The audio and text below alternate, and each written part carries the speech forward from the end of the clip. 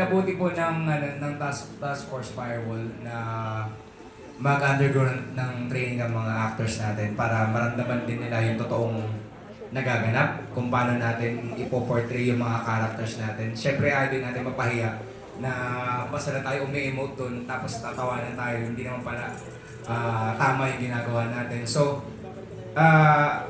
at sa tulong din nila ni si John Vic, siya yung ano namin eh. Si John Vic, okay naman dyan. Siya ang consultant din sa hawak ng tama ng mga baril at kung paano din paano nag-a-assault ang mga agents natin. So, lahat ng mapapanood nyo dyan, legit yan. Kung ano yung makikita nyo, yun talaga yung nagaganap sa totoong buhay. Sa panahon ngayon, napakarami ng paghihirap na pinagdadaanan natin. Hindi na sa Pilipinas, sa buong mundo. Una, yung gas, genera, taas ng bilihin. Sobrang hirap na ng pinagdadaanan natin kahit naman sino eh. Di ba? Nagtitipid tayo.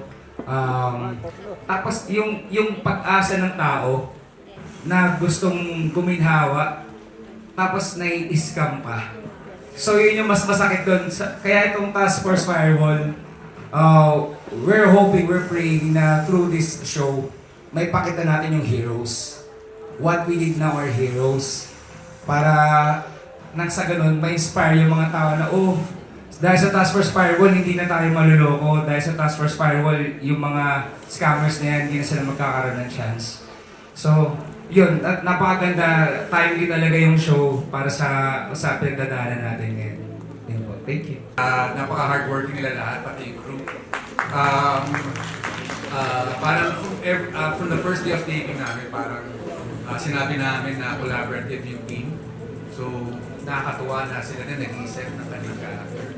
At napaka-papasalamat din ako sa mga creatives namin.